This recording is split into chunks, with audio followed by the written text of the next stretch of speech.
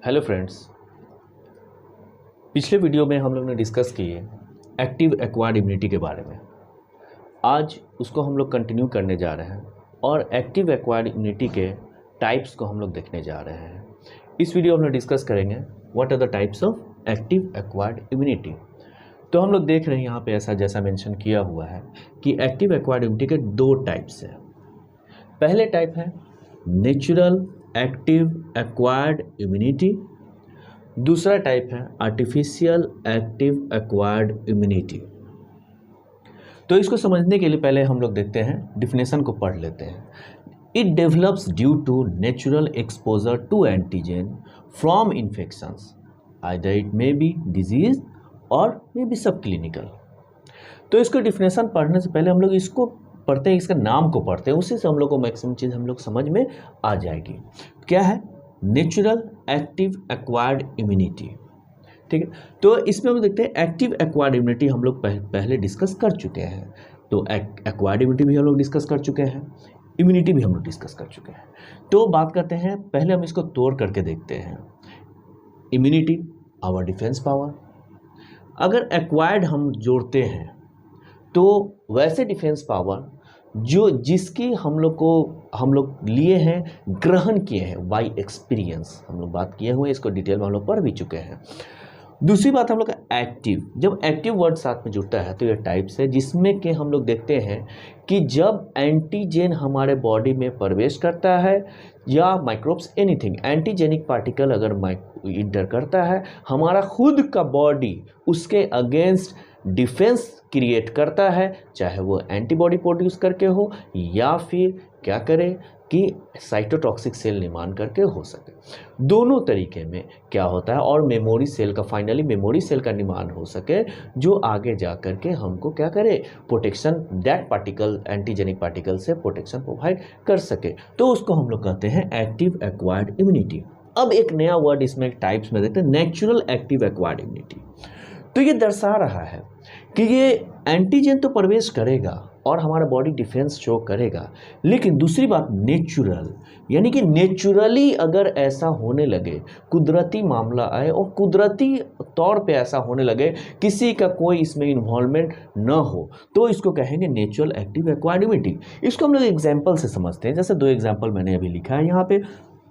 पहला एग्जाम्पल दिया जा रहा है, repeated exposure of polio virus can develop natural active immunity in childhood. अब देखिए इसको हम लोग बात करते हैं, अगर चाइल्डहुड में क्या होता है कि अगर खुद ब खुद, चूँकि हम लोग जिस इन्वायरमेंट में रह रहे हैं, क्या हो सकता है कि कोई भी एंटीजेनिक पार्टिकल या माइक्रोब्स हमारे बॉडी में इंटर कर सकता है वाया एनीथिंग, चाहे वो एयर के थ्रू हो या फिर एनी फूड कंटामिनेंट्स के थ्रू हो, एनीथिंग। अगर हमारे बॉडी में प्रवेश किसी भी ज़रिए से प्रवेश कर रहा है, करने के बाद नेचुरली अगर प्रवेश कर जा रहा है और हमारा बॉडी उससे डिफेंस करता है और फाइनली एंटीबॉडी और मेमोरी सेल का निर्माण कर लेता है, तो क्या हो गया, वो तो नेचुरली हुआ था, हमने कुछ इसको जानबूझ करके डाला, नेचुरली हुआ। That's why it is called as natural active acquired immunity. और ऐसा ही ये हम लोग बात कर रहे हैं कि पोलियो वायरस, क्योंकि जैसे कोई भी प्रवेश कर सकता है, पोलियो वायरस भी घुस सकता है अपने से और वो इंटर करेगा। बच्चों में अगर बच्चे हुए उसको उसमें खुद ब खुद पोलियो वायरस अगर इंटर कर जा रहा है, इंटर कर एक बार, दो बार, तीन बार इंटर किया और हमारा बॉडी उसके अगेंस्ट क्या करता है, डिफेंस कर ले रहा है, उससे फाइट कर ले रहा है, तो फाइट तो करने के साथ एट दैट टाइम तो फाइट कर लेगा और साथ साथ क्या होगा, मेमोरी सेल का निर्माण कर लेगा।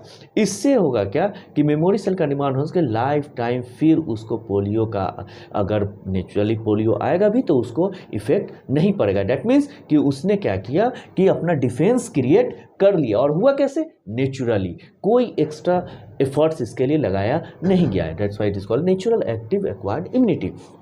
दूसरा फिर से एग्जाम्पल हम लोग देखते हैं।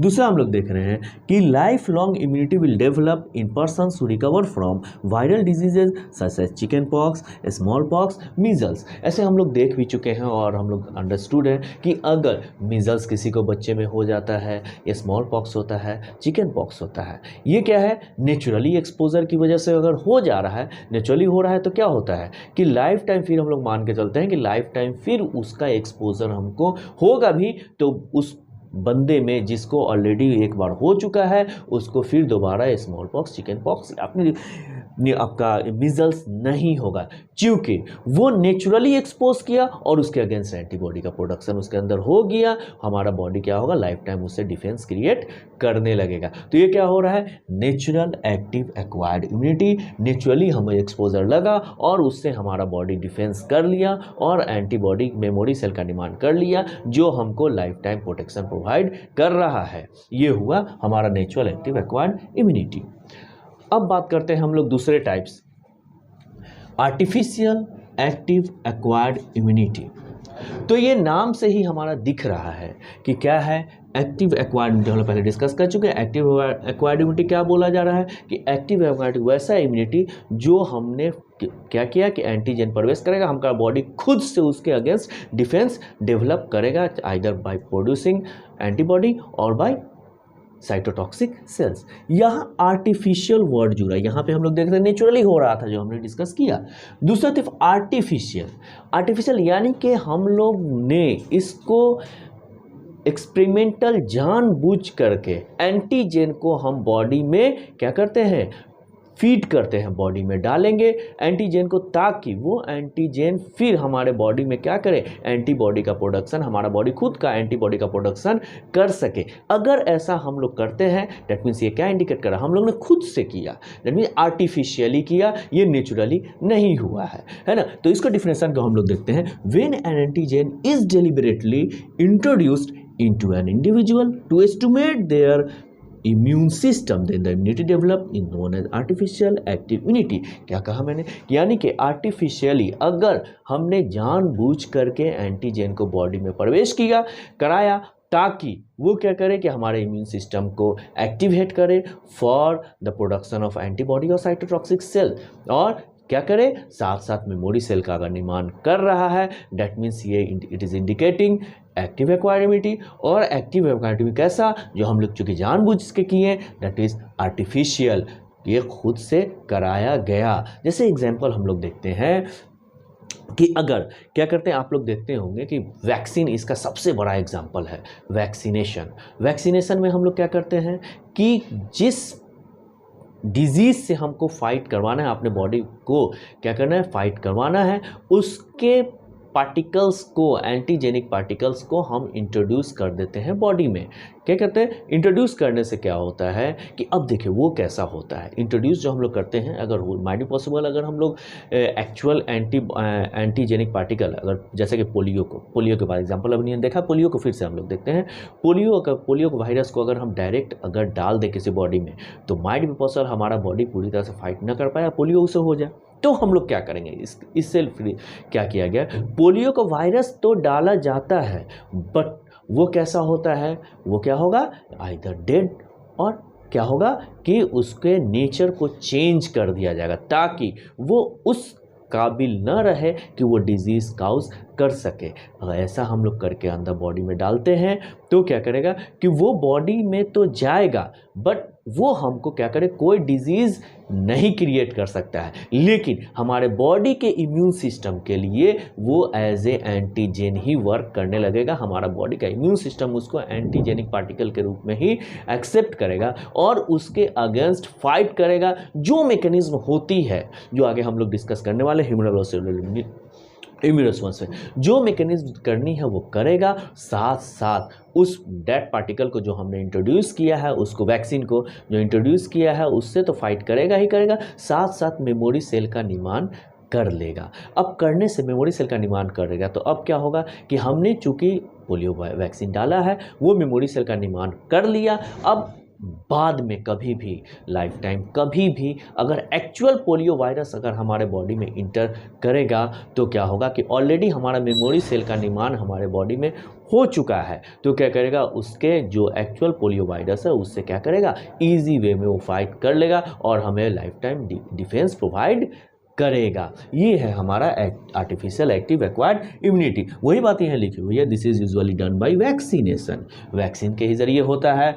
The vaccine usually consist of a dead और लाइव माइक्रोऑर्गेनिज्म, अल्टर्ड माइक्रोऑर्गेनिज्म और प्रोडक्ट ऑफ माइक्रोब्स। ये किसी भी तरह का हो सकता है, चाहे वो क्या करें, डेड कर दिया जाए, माइक्रोब्स को, या फिर जिंदा भी रहे तो जिंदा किया जाए तो कैसा रहेगा, अल्टर्ड रहेगा यानी कि उसके नेचर को चेंज किया हुआ रहेगा, या फिर वैसा काबिल के बनाया रहेगा कि वो कुछ कर न सके। और दूसरा प्रोडक्ट ऑफ माइक्रोब्स भी हो सकता है। जनरली अगर हम लोग बात करेंगे तो जनरली वैक्सीन जो है क्या किया जाता है, तो इंजेक्शन के थ्रू दिया जाता है, लेकिन कुछ ऐसे वैक्सीन्स हैं जो ओरली भी दिए जाते हैं, जिसमें सबसे कॉमन वैक्सीन है OPV, ओरल पोलियो वैक्सीन, है ना। और हम लोग बात करते हैं ये लॉन्ग लास्टिंग इम्यूनिटी प्रोवाइड करेगा, क्योंकि काफ़ी हम लोग पहले ही बात कर चुके हैं, हमारा जो एक्टिव एक्वायर्ड इम्यूनिटी है काफ़ी बॉडी का सबसे हर इम्यून्स जो है हमारा सबसे पावरफुल इम्यून डिफेंस है हमारे लिए बॉडी में, है ना। इसीलिए ये सबसे लंबा इम्यून सिस्टम, और इसको ज़्यादा वैक्सीनेशन ही ज़्यादा पावरफुल क्रिएट करता है इम्यूनिटी, इसलिए इसको क्या करते हैं हम लोग वाइडली एक्सेप्टेड है और इसका यूज़ हम लोग करते हैं, ठीक है ना। तो और बात करें हम लोग डिफरेंट वैक्सीन्स की, तो एक चार्ट आपको दिखाया जा रहा है यहाँ पे, अभी स्क्रीन पे आएगा चार्ट कि पूरे वैक्सीन्स, कुछ वैक्सीन्स के नाम हम लोग देख लेते हैं। ओके, अगले दिन हम लोग इसके आगे हम लोग देखेंगे पैसिव इम्यूनिटी को हम लोग डिस्कस करेंगे, पैसिव एक्वायर्ड इम्यूनिटी को। Thank you.